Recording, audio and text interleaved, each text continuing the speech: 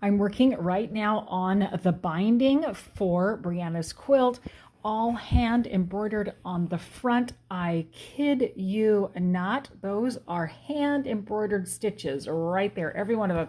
Gorgeous, sinkable minky. Oh my golly, you could just take yourself a nap in that.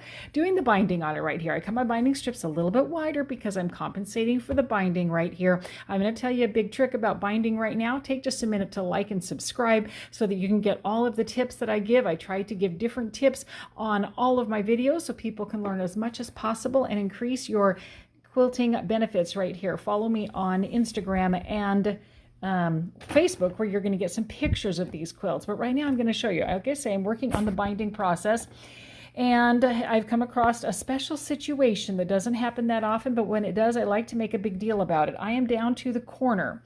I am going to be doing that special fold for the corner and taking it the other direction. But what has happened here? This is almost exactly where the binding strips are connected together. What does that mean? That means I'm going to have a ton of bulk in that corner no matter what, and then I'm going to have a lot more bulk because of that binding strip being connected right there.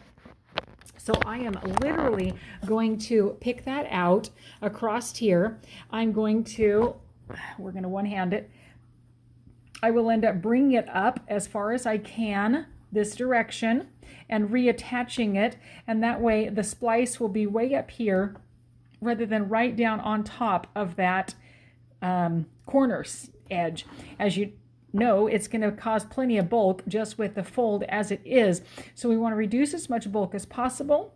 And so when you catch yourself and you get down here and you find out that your connected piece is anywhere within about 1.5 inches or maybe 2 inches of that corner, my friends, it is so much easier to pick that out real quick and move it up as high as you possibly can, even if you have to remove your presser foot and, break up your presser foot and remove some of the stitches. That's fine. In the long run, that's only going to take you a couple of minutes in comparison to trying to fight that corner, and she not going to look good if you do. So that's going to be a big bonus to you. I'm telling you, it is worth the effort. It's not that much effort, and it's going to make such a better corner for you to be able to do.